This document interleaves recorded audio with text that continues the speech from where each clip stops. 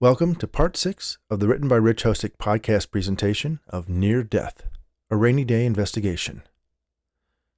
Before we get started in this week's installment, please take a moment, if you haven't already, to subscribe to this podcast on your favorite podcast app or on Audible so you don't miss an exciting chapter. You'll also get my weekly short stories. And please like and share. It really helps to allow me to continue providing the audio versions of my work for free. At this point in the story, we are quite familiar with Dr. Jennifer Daye. She's an anthropology professor, parapsychologist, and magician. This combination of disciplines is actually based on the life of Wed Apr, one of my co-authors on the Rainy Day Investigation book series. He studied anthropology along with parapsychology at John F. Kennedy University. If you come across one of his many appearances on various radio and TV shows, YouTube channels, or podcasts, you'll likely hear him talk about how part of his formal education in the field was a course on magic. One of the essential skills of a parapsychologist is to be able to discern the authentic paranormal from people who perform hoaxes and frauds, using techniques employed by magicians and mentalists. Wed found himself drawn to magic beyond the academic applications and began learning as much as he could, and still performs as Professor Paranormal, the inspiration for Jennifer's alter ego, the mysterious professor. Make sure you check out the links to his biography and books on the raineyandday.com website, and catch his bi-weekly live streams on Facebook every other Sunday. This unabridged audio edition is presented as a prelude to the upcoming release of the next book in this series, Afterlife. So make sure to follow all of the authors on Amazon using the links in this episode's description to be notified when it's available. Until then, enjoy the following chapters of Near Death. Chapter 16. Emily sat at Jennifer's desk, her legs folded up on her lap and her face buried in a book, earbuds nestled in among her piercings. The office chair she was perched on moved slowly away from the desk. Emily looked down and plucked out her earbuds. "Are you done yet, Bits?" she asked.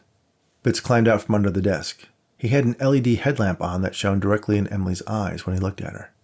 "All set," he replied. "You guys are back online. I've got you hardwired and put in a new Wi-Fi router." "Awesome," Emily replied, shading her eyes from the glare of Bits' lamp. "Can you turn that thing off?" Bits reached up and switched the lamp off. "Tell Dr. Daye I'll send her my bill." Emily reached down and picked up a wastepaper basket. "Give it to me now. I'll file it with the others." Bits smiled. It was an ongoing inside joke that he would someday get paid by Jennifer. The truth was, he was more than eager to provide tech support and high-tech gadgets to the professor. He had his own ideas about the nature of the soul and had some wild theories about how he would retain his consciousness inside a robot body when he died.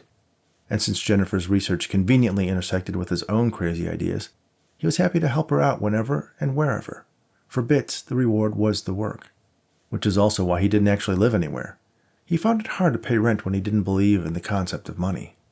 Instead, he used the university gym to shower and change, slept on any number of couches spread across campus, and traded his services with various restaurants and roamed the faculty lounges for leftover food. He had a laptop computer that never left his side. It was a Linux system, protected with his own tweaked VPN and anti-intrusion monitors. He never used off-the-shelf stuff. Even the operating system was heavily modified. His files were backed up on a secure server in Norway. Bits liked his privacy. The stuff he did for Jennifer was mostly hardware. The software coding he could do anywhere, but to build the gadgets Dr. Daye needed for her investigations, he needed a workshop. The details of how he managed to get himself access to the school's electronics lab and the supplies he needed was something he never shared with Jennifer. Like the rest of his life, it was strictly off the books. Bits reached over and powered on the computer on Jennifer's desk. The monitor cycled through various screens that took it to the login. "Password is," Emily started to say, but Bits' fingers danced over the keyboard and unlocked the system before she could finish. "Remind me never to let you touch my phone," she said. "Not me you have to worry about, it's the NSA." Emily clicked on the icon for the email app. The number next to the inbox reported that there were 537 unread messages. "Dave," she shouted. Dave emerged from between some shelves. "What?" "Email." "You're the undergrad intern. I'm the graduate student teaching assistant. Sounds like an intern job to me." "I have class." Emily offered an insincere smirk, gathered her book, and shoved it in her backpack. "You do not." "Study group." "You hate people." "Bye," Emily said, and slipped past Dave and Bits toward the elevator. Dave looked over at Bits. "Don't you have some magic program to sort emails?" "I never touch the stuff," Bits answered. Then he grabbed his own pack and followed Emily. "Great," Dave muttered to himself. I swear as soon as I finish my thesis, I'm done with this. He sat down in front of the computer and started clicking through the emails. Dave had a nagging fear that Dr. Daye's sponsorship of his thesis was contingent on his being her office slave, equipment lugger, and errand boy. At the rate his graduate studies were progressing, it was going to take a while, and the stipend he got as Dr. Daye's graduate assistant was a lifeline. The truth was, he didn't really mind screening the email. He had a system. Whenever Emily or Jennifer deigned to do anything to help, they ended up making things worse. It would take Dave twice as long to fix what they had messed up. He wondered sometimes if they didn't do it on purpose. He started sorting through the messages, dragging them into various folders depending on whether they were in the categories of ghosts, poltergeists, people claiming to have psychic abilities, possessions, or the inevitable UFO nut who claimed that angels were actually aliens. Sometimes he had to read quite a bit of the email to get to the point. He had pestered Bits about the fact that the website form had a drop-down option to categorize the message, but that information wasn't present in the email at all. It took Dave the better part of an hour just to get through the first 100 messages, after which he took a break and did a little web surfing to see if there was any news about Dr. Daye that the dean could use against them. He found a few fringe blogs who had picked up some previous stories, and a few memes had come out from the Mo Hogan interview, most of them featuring Mo quoting a line from Ghostbusters. "I ain't afraid of no ghost. Who are you going to call?" And "You said crossing streams was bad," among the most popular. How he had worked that into a conversation with Jennifer, Dave didn't want to know. After a while, he returned to the incoming messages, and after a few dozen more obvious crackpots, one caught his eye. It was brief, sincere, and absent any of the fantastical claims that most of them contained. A woman who lived in the Oakley Arms claimed she was being haunted by a man who appeared to be from an earlier era. She was simply inquiring if they could look into encouraging him to leave. Dave checked the time the email was sent. It was during the live podcast of Mo Hogan's show, which made sense. A lot of the incoming messages were in fact from that time period. He Googled her name and came up with several entries, but the one that was most likely was a woman who worked on the staff of a local law firm not too far from the address he had found for the Oakley Arms. Next, he did an online search for the Oakley Arms, and on the second page of results, past the real estate listings and reviews,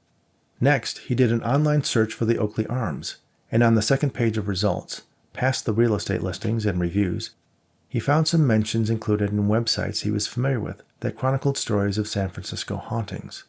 Apparently, a deceased janitor was the most famous non-corporeal resident. The building was over 100 years old, which reminded Dave of his trip to the Palace Theater not too long ago.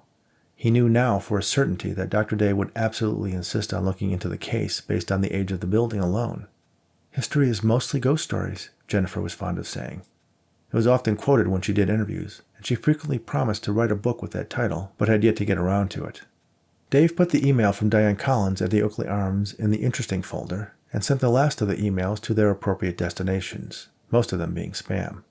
The badge indicating how many unread emails were in the inbox was now gone.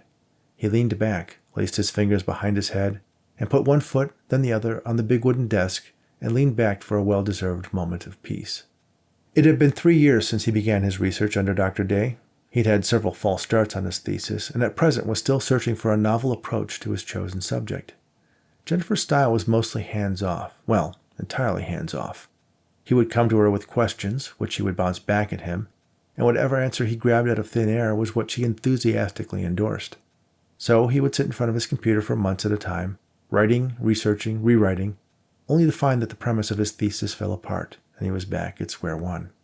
Of course, Dr. Daye assured him it was all part of the process, and would set him about one task or another, grading papers, scouring records, scanning photos, logging videos. After a while, he would give it another go, but Jennifer never seemed particularly concerned that he wasn't making progress on his degree. He knew, of course, that she didn't care if he finished his studies.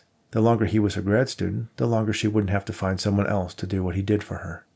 There was many a time that Dave felt he'd had enough. He was going to find another advisor, finish his thesis, get his doctorate, and go on to... And that was where the fantasy would end. Go on to what? He had no desire to teach, let alone the aptitude to give the kind of lectures that Jennifer was known for. The truth was, he liked being a student. The pay sucked, but he had access to cheap housing, and Bits hooked him up with free phone and internet.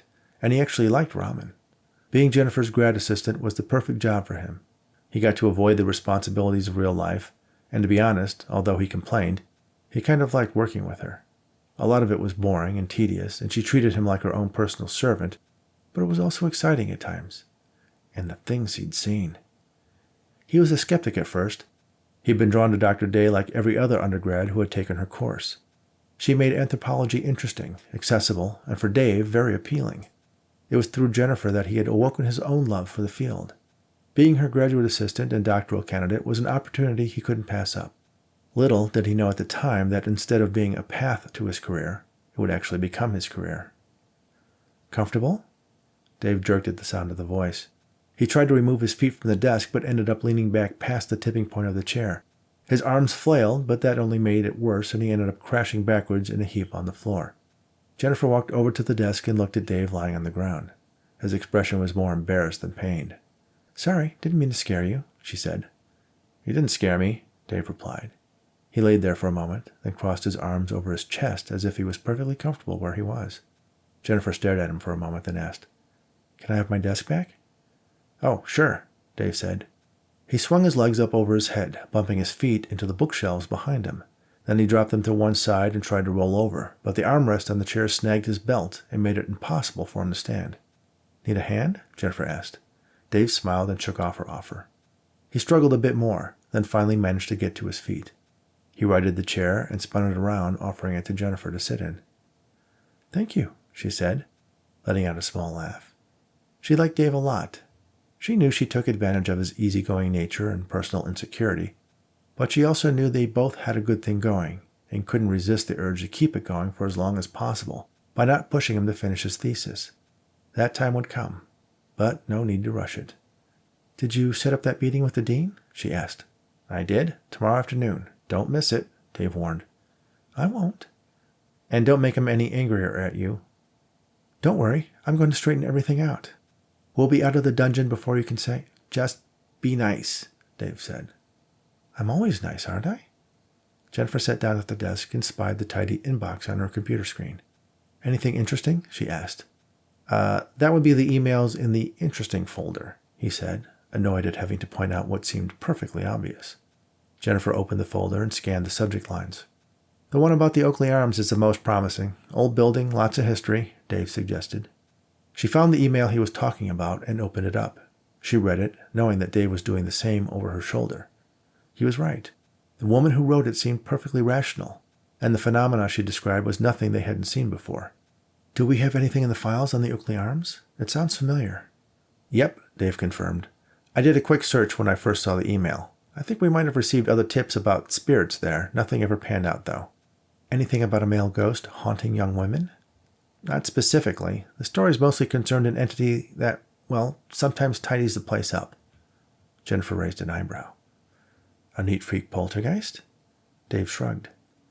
"Dig a little deeper. See if you can find anything in the newspapers." "How far should I go back?" "How old is the building?" Dave sighed. Chapter 17. Nate finished cleaning up after his takeout meal from Bassiano's, a favorite restaurant of his. He didn't mind dining alone, but after all the day's activities and a lot more walking than he'd expected to do, he settled for a Grubhub delivery of an herb-crusted snapper with some mushroom risotto. The food had lost some of its luster in its transition from Bassiano's rustic dining room to his own home, but was still better than anything he'd be able to rustle up one-handed in his own kitchen, or worse, microwave. Although he had the perfect bottle of wine to pair with the meal in his cellar, his medications forced him to settle for Perrier instead. He found himself thinking about Jennifer Daye. Ever since her appearance in his hospital room almost a week ago, he couldn't quite get her out of his mind. She was obviously intelligent and charismatic. The portion of her lecture he had seen was evidence of that. And there was no doubt that he found her attractive. But at the same time, she was completely and irrepressibly aggravating. Her persistent prying into what he experienced when he was shot was particularly unnerving. It made him second-guess himself. He was certain it was all a crazy dream, cobbled together from the last thoughts his oxygen-starved mind had experienced and a life of police work. In his dream, he had clearly seen the men who had robbed the store and shot him, but he had no evidence to support the idea that they were hiding out in the Tenderloin district, let alone what type of car they were driving. What Dr. Daye had suggested, that he had had a near-death experience, was just a fairy tale. Such things were the province of superstitious or religious people, and he was neither one. He had actually Googled alternative explanations while he was waiting for his delivery from Bassiano's, and they seemed to him much more rational theories. The fact that when the heart stops beating, the brain is starved of oxygen and starts shutting down, connections misfiring, then the intermittent return of blood flow during his surgery could easily have compromised his memory or engendered the strange dream. Yet at the same time, parts of it were so vivid, not like the foggy recollections he normally woke with of disjointed scenes and convoluted scenarios. This felt like he was watching a movie, albeit from an impossible perspective. First in the hospital's operating room, then at the rundown house. Everything was coherent. That's the part that bothered him the most. But there was an explanation for that as well, wasn't there? He was heavily medicated with analgesics and anesthetics, both of which had the capacity to create hallucinations, and in some cases, vivid dreams. It was by far the more likely explanation, and it reassured him that his instincts to dismiss the elements of his dream as pure fantasy were correct. He returned to his computer with a glass of sparkling water and typed Jennifer Daye into Google. There were thousands of results, and near the top was a YouTube video of a podcast where she was the guest. She was just as captivating in this setting as she was behind the podium on the stage of her lecture hall. He smiled when she performed her magic trick for Mo. The impromptu demonstration of her telekinetic powers was slick, but he made a career of noticing things most people didn't, and he could tell the difference between a casual scratch behind the ear and a magician's load. It was clear why she garnered so much attention and why there were so many links to her on Google. He listened to her stories of hauntings and paranormal phenomena and psychic experiences. None of it he found convincing, but he could see how someone with a predisposition to believing in such things would find her anecdotes to be powerful confirmations of their own biases. Nate's distrust of the supernatural stemmed in part from his experience on the force. He had spent some time dealing with the shady underbelly of the psychic scene in San Francisco because of his mother's pursuit of communication with her deceased husband. Most of the psychics in town had connections to organized crime. Some, Nate found, sincerely believed in their abilities. From his perspective, however, they were merely natural cold readers, people who were good at sensing body language and micro-expressions, and coupled it with an acute inborn intuition, not unlike what you would find in a good police detective. But regardless of their intentions, if they didn't have the means to get out from under the thumbs of the shady elements that were insinuated throughout the city, they were sometimes strong-armed into doing things that went against their better natures. Of course, for each of those good-intentioned practitioners, there were 10 or more who were simply out to scam people. Unscrupulous magicians, who found they could make more money reading palms and tarot cards than pulling rabbits out of hats at kids' birthday parties, populated the mini-malls and second floors of storefronts. It seemed like his mother had visited every one of them, and probably put many of their children through college. It enraged him when he thought about it. He had made sure the bulk of his father's death benefits were protected. A lawyer friend had helped convince his mother to put the funds through a trust so no major withdrawals could be made without Nate's approval. However, she still managed to find enough cash in her weekly budget to spend on psychics, and he suspected she was selling off her jewelry and other possessions to fund her quest for spiritual communion with her departed husband. Nate had tried to cut her off. He would follow her to appointments, try to expose the scams the phony psychics were pulling on her, but it only created resentment. She saw Nate not as a loving son trying to protect her, but an obstacle to her relationship with her husband. She and Nate had a tremendous argument, and both said things they would later come to regret. They didn't speak for almost a year. Then one evening, Nate received a call from one of his mother's friends. She was worried that she hadn't heard from Eleanor Raney for more than 2 days. Nate went to his mother's house and found her on the edge of life, badly dehydrated. She had been beset by a bad stomach flu, which almost instantly weakened her to the point where she didn't have the strength to even make a phone call. A couple days in the hospital set things right and provided the impetus for a reconciliation between the two. Nate made the concession that his mother firmly believed she was communicating with Nate's father through the various psychics. He agreed not to interfere, but in exchange, she agreed to let him have a hand in her finances. The détente had endured since then, and Nate swallowed his incredulity whenever she told him of the latest news from his father. He realized it gave her a comfort that she craved. They had spent over 30 years together before he passed. They were childhood sweethearts, and he was the only man she had ever loved. So, Nate let his mother have her little fantasies, and smiled when she told him how proud his father was of him, and groaned when she related how worried they both were that he would never find a nice girl. The doorbell rang. Nate closed his computer, silencing the video podcast in its final moments. He stood slowly, still a bit weak from the day's exertions. He steadied himself, then walked to the front door and looked through the peephole. It was Max, holding up a six-pack of beer. Nate opened the door, and a rush of cool evening air swept in along with Max. "Hey, boss, am I interrupting anything?" Max looked around the room, expectantly. Not seeing what or whom he was looking for, he shrugged, disappointed. "Hi, Max. Come on in," Nate offered sarcastically. "Well, I knew you probably didn't seal the deal, but a guy can dream, can he?" "What are you talking about?" "The sexy professor. You did go see her this afternoon, didn't you?" Nate didn't answer. He hadn't even thought about checking in on Jennifer until well after he left the police station. "Don't blame you, boss. She's smart, sexy, pushy, just the way you like them. No, wait, that's the way I like them. Did you get her number yet?" He plopped the beer on the coffee table, then himself on the sofa and reached for a bottle and twisted it open.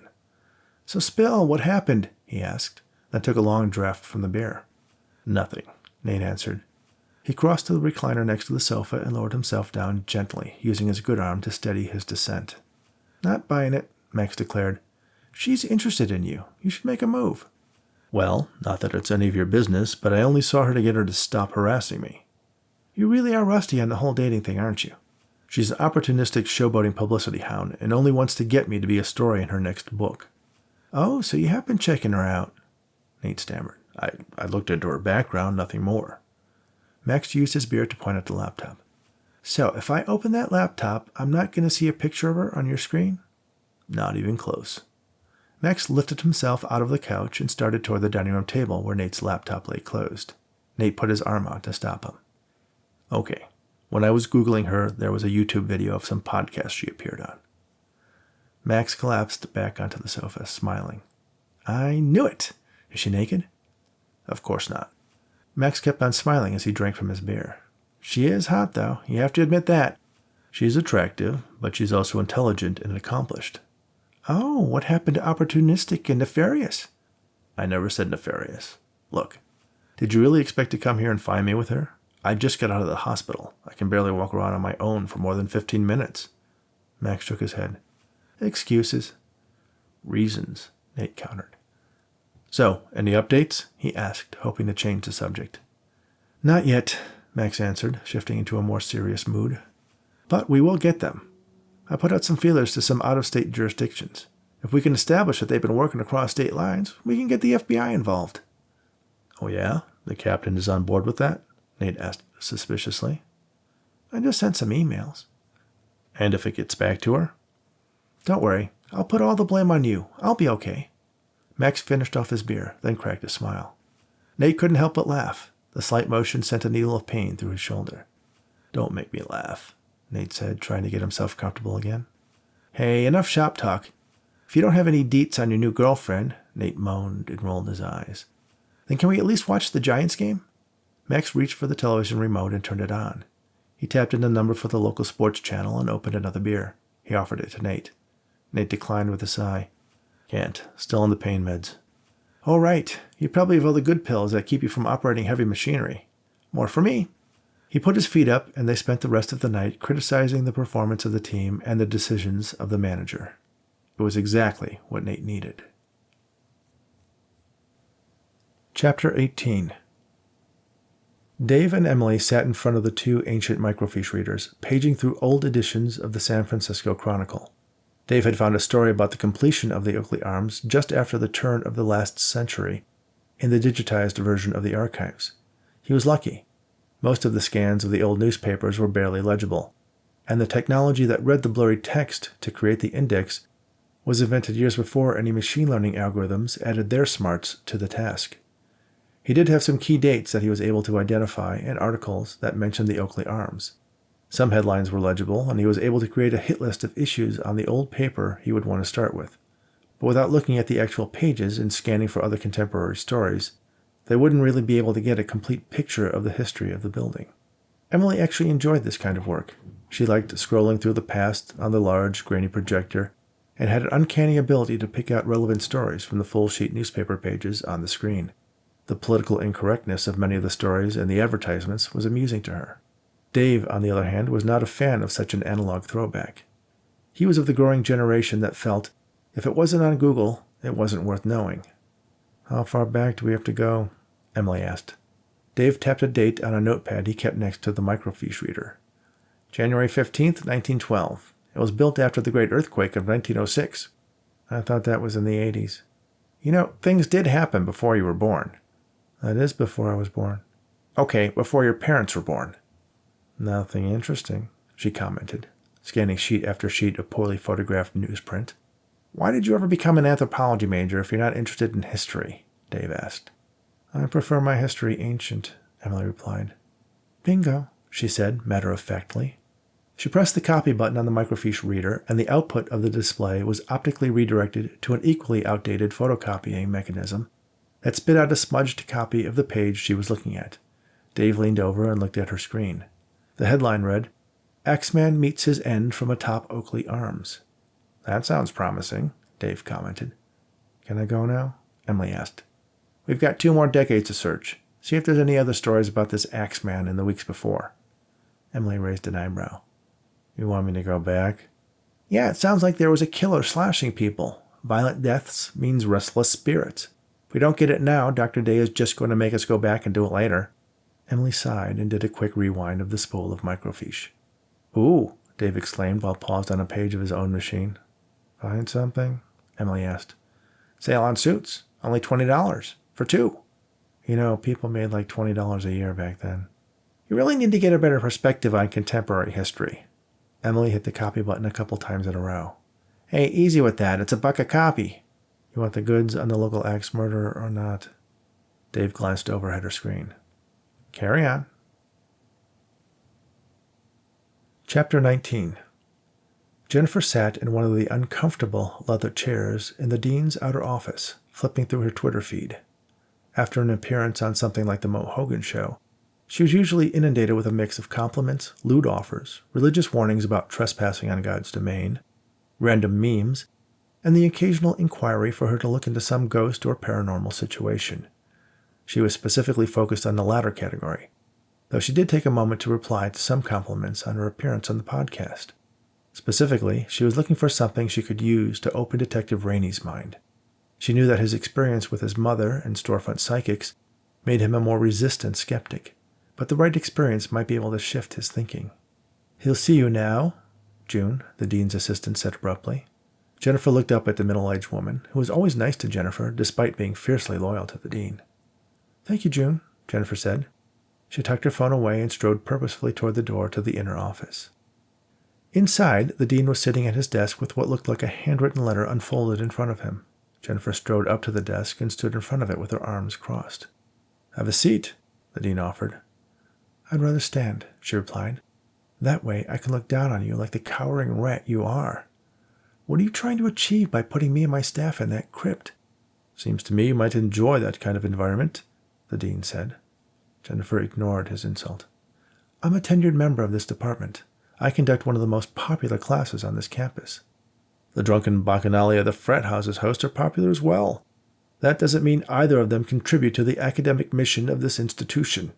Look, I appreciate that your little magic shows bring students into the program, but there comes a time when you have to put the fun and games aside and stick to science instead of voodoo."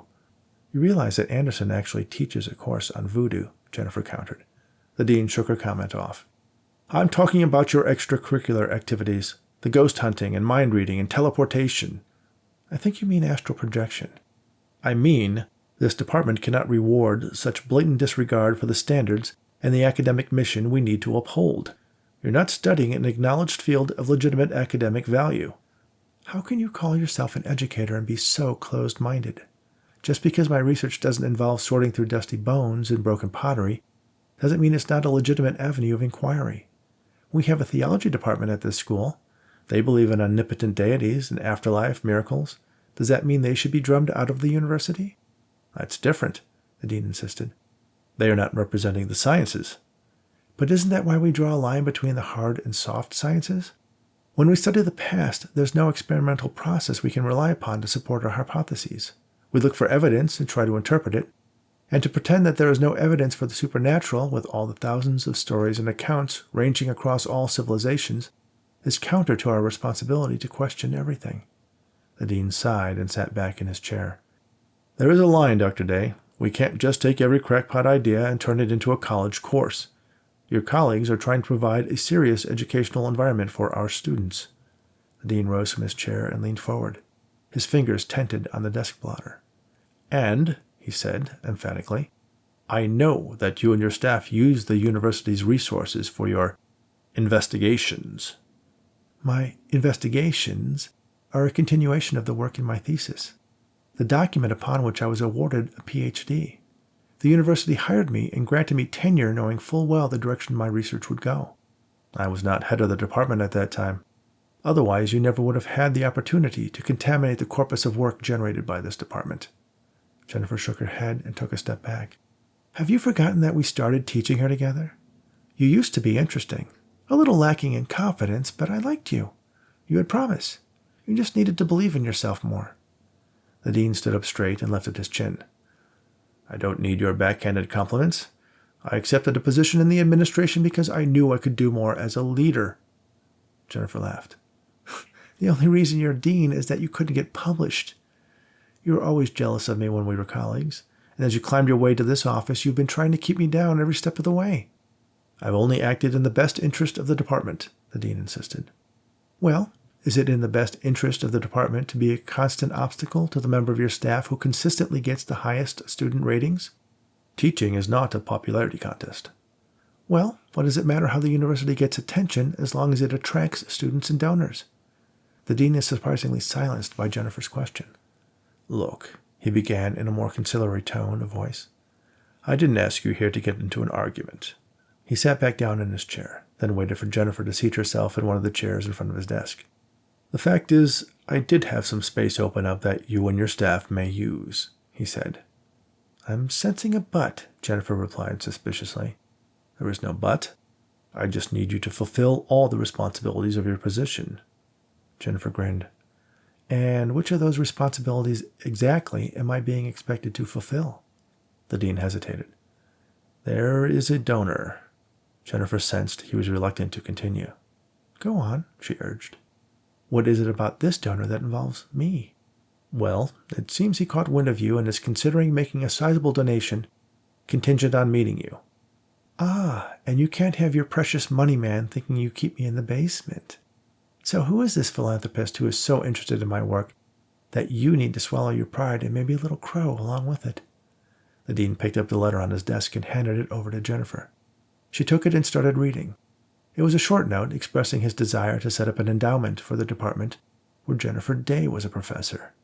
It ended with a request that he have a chance to meet with Dr. Daye and discuss topics he was sure she would be of help on. It was signed Daniel Worthington. Jennifer raised an eyebrow at the name and grandiose signature. Daniel Worthington, the restaurateur? She asked. The dean nodded. The one who married into the Kirkwood family. He nodded again. The Kirkwood family. Yes, that's the one, he said with an air of frustration. A lot of money there, Jennifer said, realizing that the balance of power in the room had suddenly shifted in her favor. The dean just nodded, avoiding her eyes. So, tell me about this new office suite you have for me. Office suite? The dean asked. Jennifer sat back and smiled, quite pleased with how the day was starting off. Thank you for listening to Part 6 of Near Death, a Rainy Day investigation on the Written by Rich Hosek podcast. Near Death was written by Rich Hosek, Arnold Rudnick, and Lloyd Auerbach. I hope you're enjoying the audio version of this novel. Please leave a review on Amazon or Audible, and stay tuned for more chapters in this thrilling paranormal mystery in the coming weeks. Also, make sure you subscribe on your favorite podcast app, or download these episodes on Audible. Give me a like or 5 stars and a quick review. And most importantly, share Near Death and my weekly audio short stories with your friends or anyone who enjoys audiobooks. You can find out more about the Rainy Day Investigation book series at raneyanddaye.com. That's RANEY and DAYE.com. You can also follow me on Twitter at Rich Hosek. Give us a like on Facebook at Raney and Daye. And don't forget to check out my books on Amazon and follow me there to make sure you get notified of when Book 2, Afterlife, is released. Thanks again, and all the very best.